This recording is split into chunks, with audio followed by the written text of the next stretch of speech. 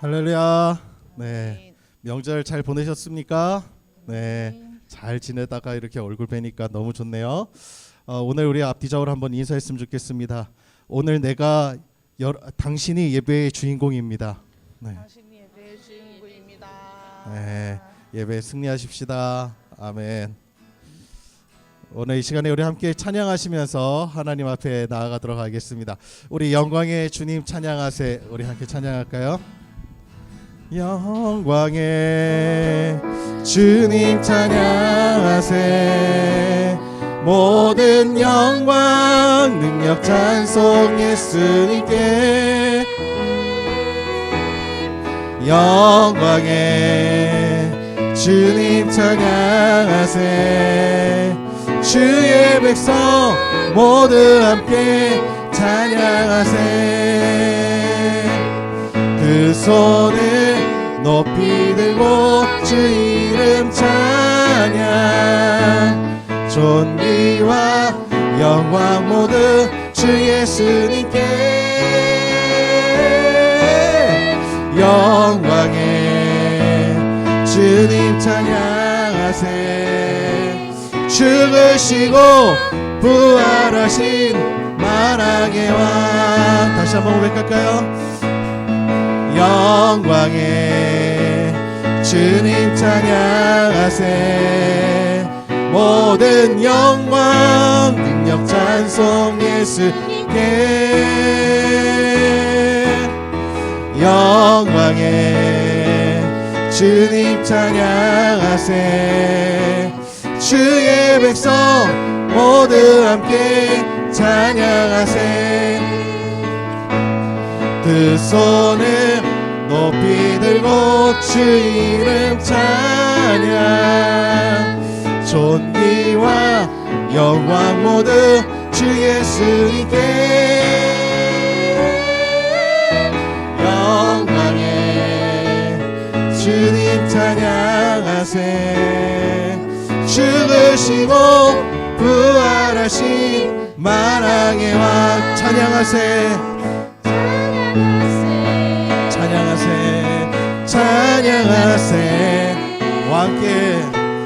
왕께 소리 높여 찬양 드리세. 찬양하세. 찬양하세. 왕께 소리 높여 찬양 드리세. 찬양 받기에 합당하신 주님. 언제나 동일하신 주. 무릎 꿇고서 주 이름 외치세. 예수 나의 왕. 예수 나의 왕. 예수 나의 왕.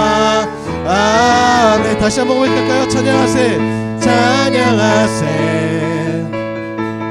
찬양하세. 왕께 소리 높여 찬양 드리세. 찬양하세. 찬양하세. 왕께 소리 높여 찬양 드리세. 찬양 받기에 합당하신 주님. 언제나 동일하신 주. 무릎 꿇고서 주 이름 외치세. 예수 나의 왕. 예수 나의 왕. 예수 나의 왕. 아멘. 아멘.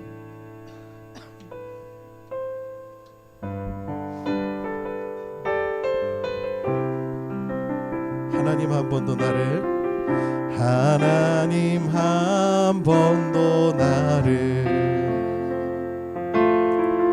실망시킨 적 없으시고 언제나 공평과 은혜로 나를 지키셨네. 우리 다시 한번 고백할까요? 하나님 한 번 더 나를, 하나님 한 번 더 나를 실망시킨 적 없으시고 언제나 공평과 은혜로 나를 지키셨네. 오 신실하신 주, 오 신실하신 주, 오 신실하신 주, 내 너를 떠나지도 않으리라, 내 너를 버리지도 않으리라 약속하셨던 주님, 그 약속을 지키사 이후로도 영원토록 나를 지키시리라 확신하네. 지나온 모든 세월들, 지나온 모든 세월들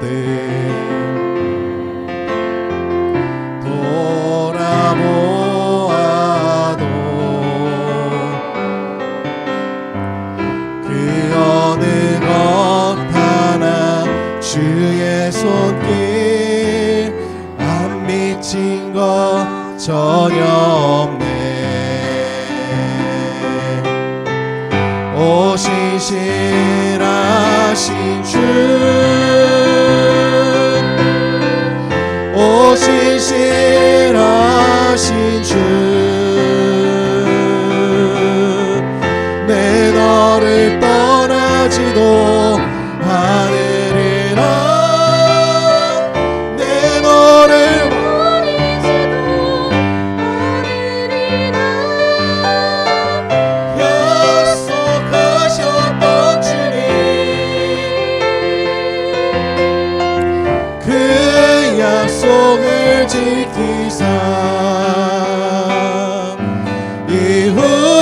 이후로도 영원토록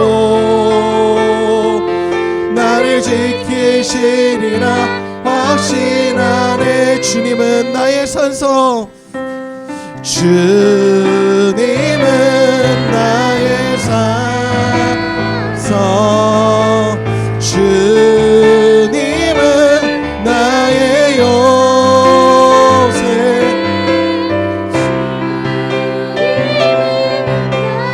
소망, 나의 힘이 되시려.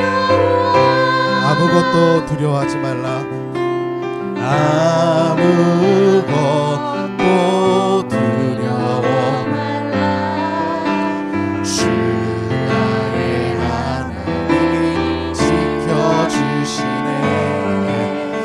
놀라지 마라, 겁내지 마라, 주님 나를 지켜주시네. 다시 한 번만 고백할까요? 아무것도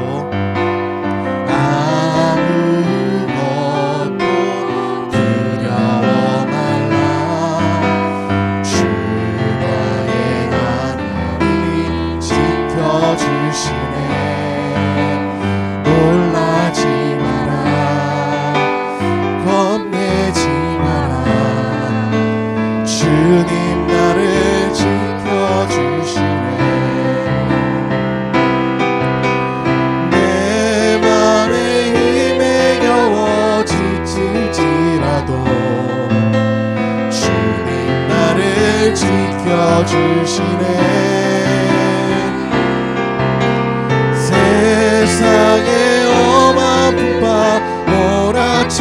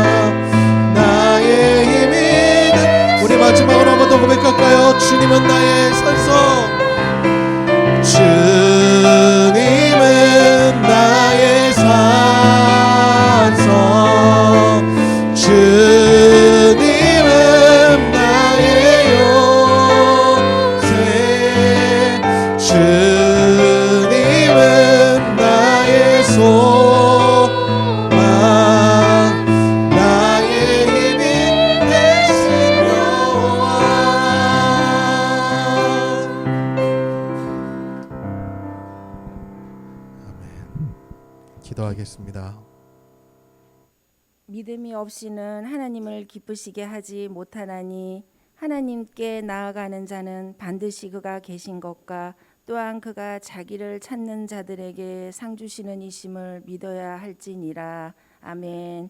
그렇습니다. 우리가 구할 것은 세상의 것들이 아니라 오직 믿음을 위해 간구해야 됨을 깨닫습니다.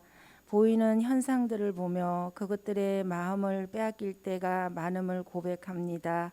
저희들에게 하나님을 전적으로 신뢰하는 믿음을 허락하여 주시옵소서.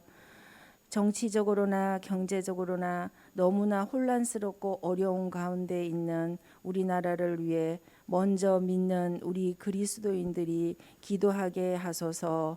오직 기도만이 우리가 살 길임을 깨닫고 기도의 부흥이 일어나게 하소서.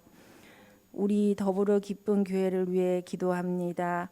이 지역에 세우신 우리 교회가 하나님의 사명을 잘 감당하여 이 지역의 복음화가 이루어지게 하소서. 이 시간 우리 말씀을 전하시는 우리 목사님께 기름 부음이 넘쳐 성령의 충만함으로 말씀을 선포하게 하시고 영육간에 강건케 하여 주시옵소서. 또한 우리 성도님들 각 가정마다 주님의 은혜와 축복이 충만하시길 기도합니다. 이 모든 말씀 살아서 역사하시는 예수님 이름으로 기도합니다. 아멘.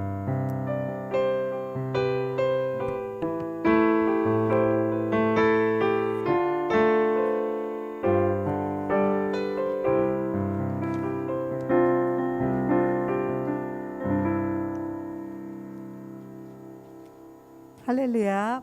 오늘 교회에 나오신 성도님들을 주님의 이름으로 환영합니다. 우리 서로 인사하셨으면 좋겠습니다.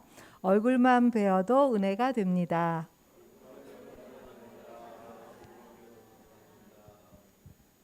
교회 광고 안내를 드리겠습니다.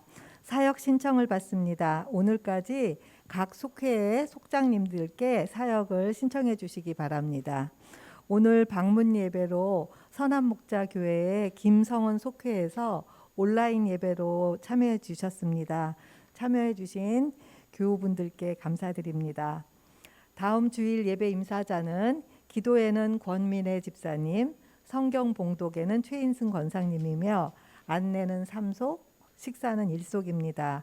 한 주간 기도로 준비해 주시기 바랍니다. 이 시간 주님의 말씀을 함께 보도록 하겠습니다. 주님을 경외하는 마음으로 다 자리에서 일어나시겠습니다.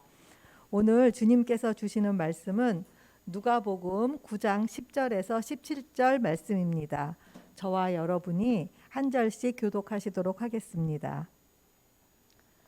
사도들이 돌아와 자기들이 행한 모든 것을 예수께 여쭈니 데리시고 따로 벳세다라는 고을로 떠나가셨으나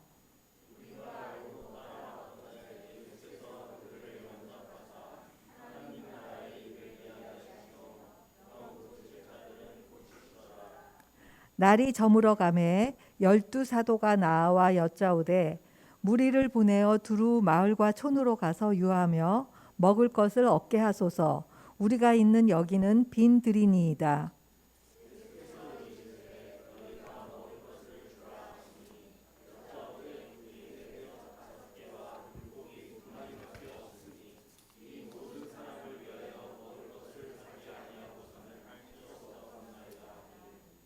이는 남자가 한 5,000명 되밀어라.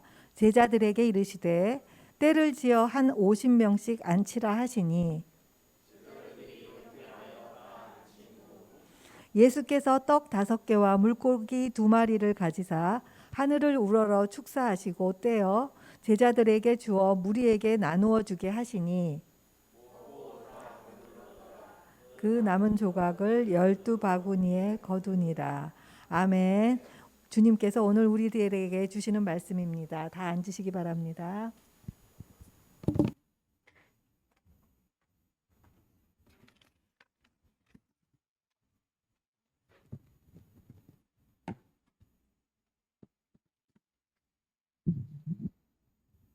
네, 감사합니다.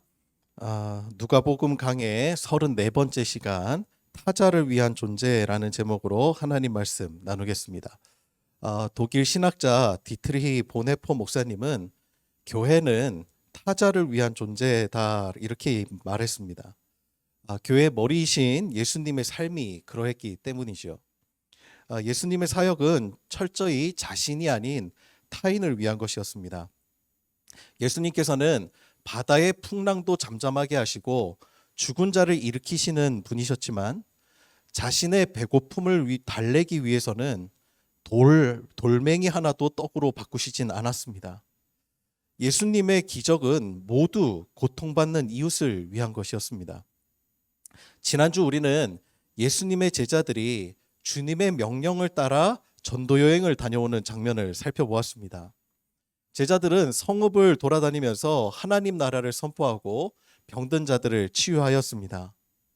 예수님께서 제자들에게 주신 권위와 능력은 모두 고통받는 이웃을 위한 것이었습니다.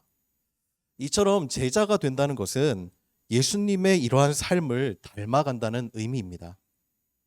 오늘 본문은 전도 여행을 마친 이후의 이야기를 기록하고 있습니다. 10절을 보겠습니다. 사도들이 돌아와 자기들이 행한 모든 것을 예수께 여쭈니 데리고 따로 베세다라는 고을로 떠나가셨으나, 여기서 우리가 주목해야 할 단어는 따로입니다. 따로라는 말의 의미가 무엇이죠? 어떤 무리들로부터 제자들을 구분하여 데리고 가셨다는 뜻입니다.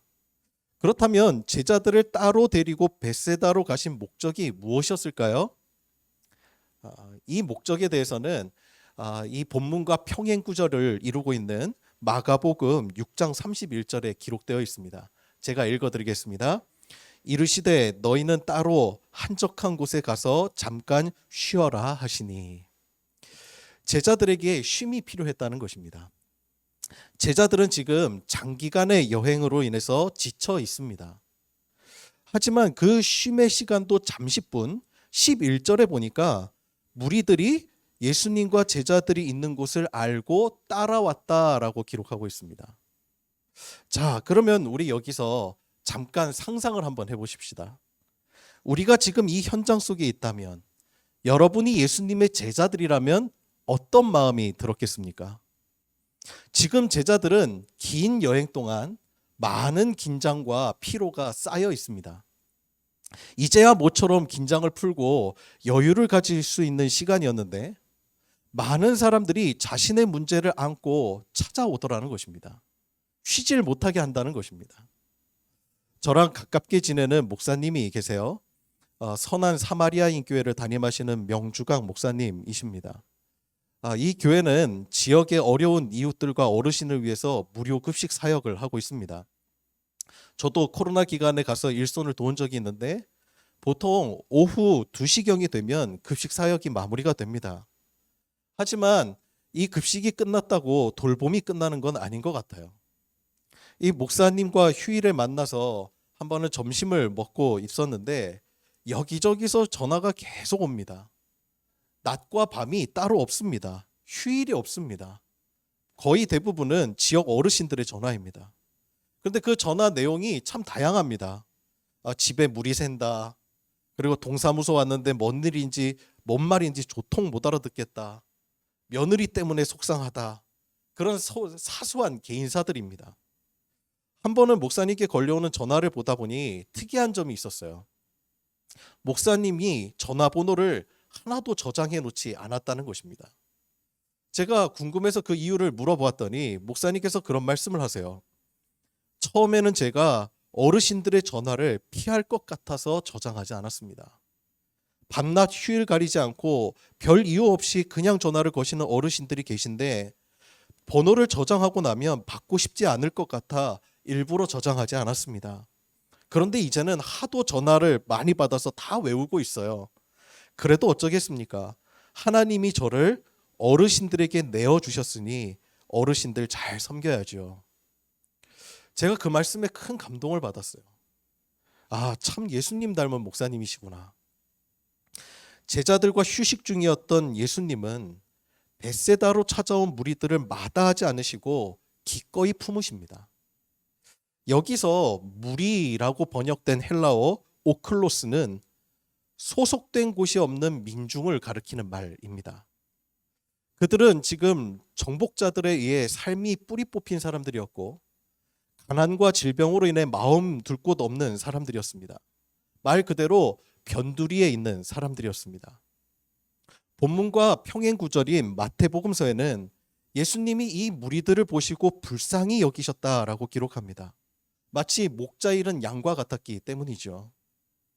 그들은 쉴 곳과 설 땅이 되어주시는 예수님을 본능적으로 찾아온 것입니다. 예수님이 아니고는 자신들을 받아줄 곳이 아무것도 없었기 때문이죠. 그런 무리를 향하여 예수님께서는 해질녘까지 쉬지 않고 말씀을 전하시고 병든 자를 고치십니다. 그런데 제자들의 마음은 조금 달랐던 것 같아요. 제자들에게 그 무리는 참으로 불편한 존재들이었습니다. 해질녘이 되자 참았던 제자들의 인내의 한계가 드러났습니다. 오늘 본문 12절을 함께 보겠습니다. 제가 읽어드릴게요. 날이 저물어 가매 12 사도가 나와 여짜오되 무리를 보내어 두루 마을과 촌으로 가서 유하며 먹을 것을 얻게 하소서. 우리가 있는 여기는 빈들이니이다. 제자들의 말을 의역하면 이렇습니다. 예수님, 이제 해가 저물어 갑니다. 저 사람들도 이제 마을로 내려가서 숙소도 구해야 되고 먹을 것도 얻어야 하지 않겠습니까? 이 말의 표면적으로는 마치 무리들을 걱정하는 것처럼 들립니다. 하지만 이 말의 본의는 이제 좀 그만하자는 것입니다. 이제 좀 그만하자. 흩어 보내자는 것입니다. 우리도 좀 쉬자는 것입니다. 그때 주님이 제자들에게 이렇게 대답하시죠. 13절 상반절입니다. 예수께서 이르시되 너희가 먹을 것을 주라. 흩어보내자는 제자들의 요청에 주님은 너희의 것을 함께 나누라고 말씀하십니다. 이들을 끝까지 책임지라는 것입니다. 지금 모여든 무리는 성인 남자 수만 해도 5천 명입니다. 어린아이와 여성을 합하면 아마 1만 명이 훨씬 넘었을 것입니다. 그러면 한번 생각해 보십시다. 이들이 지금 당장 어느 곳으로 가서 먹을 것을 얻을 수 있겠습니까? 지금처럼 외식 문화가 발달된 시대에도요. 갑자기 1만 명이나 되는 사람을 수용할 수 있는 식당 골목은 흔하지가 않습니다. 베세다 근처 성읍으로 흩어진다 하여도 먹을 것을 구하지 못하는 사람들이 아마 대부분일 것입니다.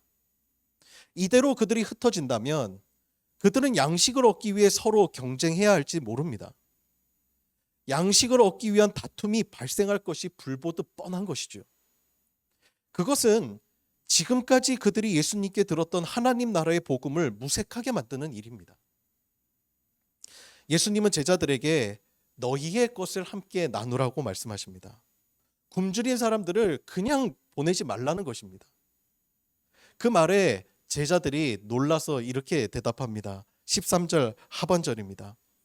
여짜오되 우리에게 떡 5개와 물고기 2마리밖에 없으니 이 모든 사람을 위하여 먹을 것을 사지 아니하고서는 할 수 없사옵나이다 하니. 지금 제자들의 손에는 떡 5개와 물고기 2마리밖에 없습니다. 자, 그렇다면 여러분 여기서 잠깐 한 가지만 또 생각해 보십시다. 지금 예수님께서는 제자들의 형편을 모르셔서 너희의 것을 함께 나누라고 말씀하셨을까요? 분명 아닐 거예요. 제자들은 지금 아무것도 가지지 않고 오랫동안 전도 여행을 다녀온 상태였습니다. 그들에게 1만 명이 넘는 사람들을 먹일 수 있는 식량이나 돈이 있었을까요? 없었습니다. 그걸 예수님이 모르셨을까요? 아닙니다. 주님은 아셨을 것입니다. 자, 그렇다면 우리에게 질문이 하나 가지 남았습니다. 처음부터 제자들이 해결할 능력이 없다는 것을 아셨던 예수님은 도대체 왜 이런 명령을 제자들에게 하셨냔 말입니다. 예수님의 이 말씀에는 어떤 의미가 담겨져 있는 걸까요? 무리들을 빨리 흩어보내고 싶었던 제자들에게 예수님의 명령이 주어지자 제자들은 고민에 빠졌습니다. 어떤 고민이지요? 어떻게 이제 이들을 먹일 것인가 하는 고민입니다. 맞습니다. 바로 그 고민입니다. 전에는 그들의 마음에는 무리들을 흩어보낼 생각만 있었습니다. 무리들의 굶주린 상황은 내 문제가 아니었습니다. 그들이 굶주리던 말던 어서 그들을 보내고 오로지 쉬고 싶은 마음만 가득했습니다. 그런데 예수님의 이러한 명령으로 인하여 생각의 변화가 일어났습니다. 전환이 일어났습니다. 이제 그들은 어떻게 이들을 먹일 것인가? 어떻게 이들과 함께 먹을 것인가? 그러한 고민이 생겼다는 것입니다. 여러분, 예수님은 제자들의 형편을 모르셔서 하신 말씀이 아닙니다. 굶주린 사람들, 그리고 먹을 것을 얻으러 가야 하는 그들의 배고픔과 고민을 함께 짊어지라고 하는 것입니다. 함께 고민하자는 것입니다. 함께 살 방법을 생각해 보자는 것입니다. 알아서 각자 형편대로 해결하는 말처럼 쉬운 말이 또 없습니다. 그렇게 흩어지면 나중에는 여전히 먹을 것을 구하지 못해 굶주린 사람이 생길 겁니다. 예수님은 그들의 고민을 그들의 것으로 넘기지 말고 함께 고민하라고 하십니다. 그들과 짐을 함께 짊어지라고 하십니다. 그것이 바로 타자를 위한 존재, 즉 그리스도인의 삶이라고 주님 말씀하십니다. 여러분, 하나님 나라는 바로 그러한 고민에서부터 시작됩니다. 주님은 우리에게도 나누라고 말씀하십니다. 하나님이 우리의 형편을 모르셔서 그렇게 요구하시는 걸까요? 아닙니다. 나눌 것이 없어도 괜찮습니다. 내 손에 있는 것이 초라해 보여도 괜찮습니다. 나는 생계가 빠듯하기 때문에 나눌 수 없다고요? 괜찮습니다. 대신 고민은 할 수 있잖아요. 어떻게 하면 이 굶주린 자들과 함께 공존할 수 있을까? 여러분, 내 손에 들려진 것을 보면서 이 명령은 내가 감당할 수 있는 것이 아니라고 단정하는 것과 어떻게 하면 우리가 함께 공존할 수 있을까를 고민하는 것은 완전히 다른 차원입니다. 내가 나눌 능력이 없다고 안 된다고 단정하는 순간 이제 더 이상은 굶주린 사람들이 더 이상 우리의 시선에 들어오지 않습니다. 그의 배고픔은 그들이 알아서 해결할 문제가 됩니다. 그러면 우리는 모든 책임에서 자유로워질 수는 있습니다. 가난한 자들, 소외된 자들에 대한 책임과 관심에서 자유로워질 수 있지요. 그들은 그들 각자 해결하도록 하면 아무런 책임감을 갖지 않아도 됩니다. 하지만 오병이어로 5,000명이 먹고 남을 풍성한 식탁을 베푸시는 예수님의 기적 또한 경험하지 못할 것입니다. 여러분, 왜 우리의 삶에 기적이 일어나지 않는 것입니까? 왜 우리의 삶에 간증이 없습니까? 우리 주변에 일어나는 수많은 현실을 외면하기 때문은 아닙니까? 고민이 없기 때문은 아닙니까? 함께 짊어질 마음이 없기 때문 아닙니까? 그래서 오병이어조차 주님께 내어놓지 못하기 때문은 아닙니까? 여러분, 우리에게 5,000명, 10,000명을 먹일 능력이 있습니까? 없습니다. 주님이 그걸 모르실까요? 얼마 전 38년간 돌본 뇌병변 장애인 딸을 살해한 어머니가 법원이 집행유예를 선고한 사건이 대대적으로 보도가 되었죠. 갓난아이처럼 38년간 몸조차 가눌 수 없는 딸을 돌보던 어머니가 딸이 이제는 대장암 말기 판정을 받고 너무 고통스러워하자 수면제를 먹이고 그 숨을 끊었습니다. 이것은 명백히 큰 죄입니다. 그 어떠한 말로도 그 죄를 가릴 수는 없습니다. 하지만 법원이 이 어머니에게 선처한 것에는 다음과 같은 이유가 있었습니다. 제가 그 판결문을 일부를 발췌해서 읽어드리겠습니다. 살인은 그 무엇과도 바꿀 수 없을 정도로 소중하고 절대적인 가치를 지닌 사람의 생명을 빼앗는 행위이다. 그 결과가 매우 참혹하고 어떠한 방법으로도 그 결과를 되돌릴 수 없으므로 그 책임이 매우 무겁다. 장애로 인해 어머니에게 전적으로 의지해왔던 피해자는 한순간에 귀중한 생명을 잃게 됐다. 그 과정에서 피해자의 의사는 고려되지 않았고 아무리 어머니라고 하더라도 가해자에게 피해자의 생명을 처분하거나 결정할 권리는 없어 엄벌에 처함이 마땅하다. 하지만 가해자는 38년이 넘도록 피해자를 돌봐왔고 장의 정도를 고려하면 이는 통상적인 자녀 양육에 비해 많은 희생과 노력이 뒤따랐을 것으로 보인다. 더욱이 피해자는 대장암 진단을 받고 힘겹게 항암 치료를 받던 중이었고, 가해자는 그동안 최선을 다해왔으며 앞으로도 큰 죄책감 속에서 삶을 이어갈 것으로 보인다. 그 다음 부분을 한번 잘 들어보세요. 나아가 국가의 장애인 및 그 가족에 대한 보호 및 지원 부족 또한 이 사건 발생에 상당한 영향을 미쳤을 것으로 보인다. 이에 이 사건 발생을 오로지 가해자의 탓으로만 돌리기는 어렵다. 여러분, 아무리 어려운 사정이 있었다 하더라도 다른 이의 생명을 빼앗는 죄는 결코 지워지진 않습니다. 그렇다면 법원이 이 어머니에게 집행유예를 선고한 이유가 무엇이지요? 판사는 이 사건을 어머니 단독 범행으로 보지 않았습니다. 이렇게 어려운 장애 가족에 대한 보호의 책임을 다하지 못한 국가와 우리의 책임도 있다고 본 것이죠. 그래서 이 어머니가 짊어져야 될 죄책을 우리 사회도 함께 짊어져야 한다고 판결한 것입니다. 여러분, 우리가 이런 가정을 돌볼 수 있습니까? 여러분 주변에 이러한 가정이 있다면 여러분은 이분들의 형편을 돌봐줄 능력이 있습니까? 우리는 이런 기사를 보면 이렇게 생각합니다. 아이고, 내가 능력만 있어도 이런 불쌍한 사람들 많이 도와줬을 텐데. 하지만 이런 안타까움은 안타까움으로만 끝나버립니다. 내가 도울 능력이 없으니 그저 안타까운 사건으로만 흘려보냅니다. 그렇게 또다시 이러한 우리의 이웃들은 사람들의 기억 속에서 잊혀져 갑니다. 맞습니다.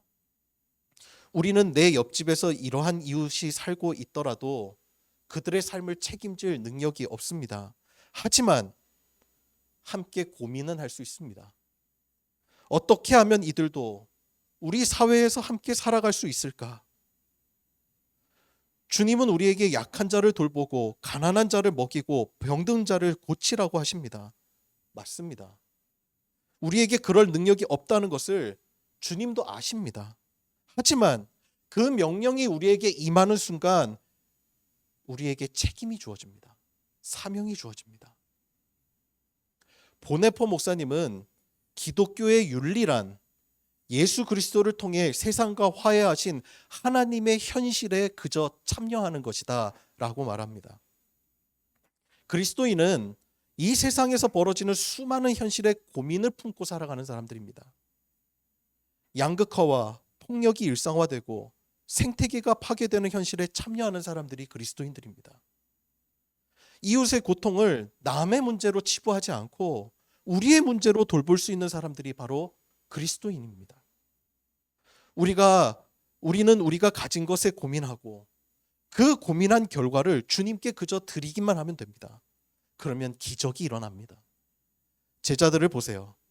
그들에게 5,000명을 먹일 능력이 있었습니까? 없었습니다. 그런데 주님의 말씀이 임하는 순간 그들은 고민이 시작되었습니다. 어떻게 하면 이들의 배를 채울 수 있을까? 그 고민의 결과가 무엇입니까? 고작 떡 5개와 물고기 2개뿐입니다. 제자들이 예수님 말씀 앞에서 고민하면서 먹을 것을 해결하기 위해 동분서주하며 구한 결과가 바로 떡 5개와 물고기 2마리뿐이었습니다. 초라해 보입니다. 먹을 수 없을 것 같았습니다. 하지만 그 고민의 결과를 주님께 내어드렸을 때 기적이 일어났습니다. 16절에서 17절입니다. 우리 다 같이 한 목소리로 함께 읽겠습니다. 시작. 예수께서 떡 5개와 물고기 2마리를 가지사 하늘을 우러러 축사하시고 떼어 제자들에게 주어 무리에게 나누어 주게 하시니 먹고 다 배불렀더라. 그 남은 조각을 12바구니에 거두니라. 아멘. 하나님이 일하시더라는 것입니다. 우리가 고민하면, 그리고 그 고민의 결과를 하나님께 내어드리면 나머지는 주님이 책임지시더라는 것입니다. 여러분, 이것이 교회이고 성도의 삶입니다. 수만 명이 먹을 수 있는 떡과 물고기가 내 손에 있어도 무리들이 처한 현실에 대한 고민이 없다면 그것은 아무런 능력이 되지 못합니다. 하지만 고민이 시작되는 순간 초라해 보이는 것들 속에서도 기적이 일어납니다. 이스라엘 백성들은 아무것도 없는 광야에서도 하나님은 그들을 40년 동안 먹이셨습니다. 큰 흉년으로 인해 아들과 마지막 식사를 하고 굶주려 죽을 수밖에 없었던 사르밧 과부에게 엘리야는 마지막 그 식사를 함께 나누어 달라고 요청합니다. 어쩌면 그 요청은 매우 잔인한 것이었습니다. 하지만 사르밧 과부는 엘리야의 요청에 따라 마지막 식사를 함께 나누었습니다. 굉장히 초라한 것이었습니다. 하지만 그녀가 엘리야의 말씀에 따라 함께 나누었을 때 그 흉년이 지나갈 때까지 그 집에 밀가루와 기름이 떨어지지 않는 기적을 경험하였습니다. 주님은 오늘 오병이어 사건을 통해서 이스라엘 백성들이 출애굽 때 경험하였던 광야의 기적을 다시 한번 지금 이 빈들에서 재현하고 계십니다. 주님은 제자들이 구해온 떡 5개와 물고기 2마리로 모두를 굶주린 배를 채우고 계십니다. 초라해 보이는 결과라 할지라도 함께 나눌 때 그곳에 하나님 나라가 임했습니다. 이제 우리가 말씀을 통하여 물어야 할 질문은 이것입니다. 벳세다 빈들에서 일어났던 이 놀라운 생명의 잔치, 지금도 가능한가 하는 것입니다. 이것에 대한 대답은 우리 각자가 해야 할 몫입니다. 우리는 지금 풍요의 시대를 살아가고 있습니다. 하지만 여전히 궁핍한 이웃은 우리 주변에 많습니다. 이 강추위에 그 식소에서 한 끼 밥을 타기 위해 길게 줄을 선 일들이 있고, 난방비조차 없어서 냉골에서 몸을 웅크린 채 아침을 기다리는 사람들도 있습니다. 우리 시대의 오클로스, 속할 곳이 없어서 변두리에 밀려난 사람들을 보며 우리는 어떠한 마음을 가져야 하겠습니까? 우리는 제자들처럼 그들을 불편하게 여기진 않습니까? 우리는 우리 시대의 주변에 있는 노숙자, 도시빈민, 비정규직, 이주노동자, 이런 이들을 예수님의 마음으로 맞아들여야 합니다. 맞아들일 마음만 있다면 그곳에서 기적은 일어나기 마련입니다. 기적은 여러분 어떻게 가능할까요? 그것은 이웃의 아픔을 함께 공감할 줄 아는 연민에서 느껴지는 것입니다. 이러한 연민은 책에서 배울 수 없습니다. 아픔의 자리로 가보아야 합니다. 어려움을 겪고 있는 이웃들의 이야기에 귀를 기울이고 그 집의 형편을 알아가기 시작하는 순간 우리는 사치스럽게 살 수가 없습니다. 그렇게도 많은 쓰레기를 만들며 살아갈 수가 없습니다. 안락한 내 삶의 자리를 벗어나지 않고는 예수님의 마음이 머무는 곳이 어딘지 알아차릴 수가 없습니다. 물론 우리는 어려운 이들을 보살펴 달라고 주님께 기도해야 합니다. 하지만 거기서 머물면 안 됩니다. 우리가 할 수 있는 일을 하지 않는 한 우리의 기도는 빈말이 되기 십상입니다. 그래서 스페인 출신의 이냐시오 로욜라 성인은 우리에게 기도와 행동이 어떻게 연관이 되는지 이렇게 가르쳐 주고 있습니다. 잘 들어보십시오. 모든 것이 하나님께 달린 것처럼 기도하라. 그리고 모든 것이 그대 자신에게 달린 것처럼 행동하라.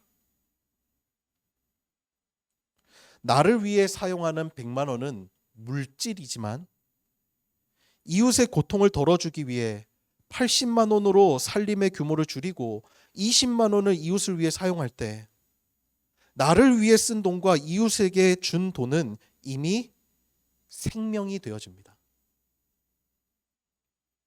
함께 살아가려는 마음, 그것이 중요합니다. 교회는 타자를 위한 존재입니다.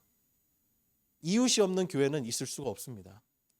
나만을 위해 우리만 즐거운 교회로 그렇게 머물지 아니하고 나만을 목적 삼는 그러한 성도가 아니라 하나님 나라와 의와 예수님의 마음을 품고 어려운 이웃들에게 나의 따뜻한 자리 한 편을 내어줄 수 있는 누군가의 설당이 되어주는 그런 믿음의 성도들 되어주시기를 주님의 이름으로 축원합니다.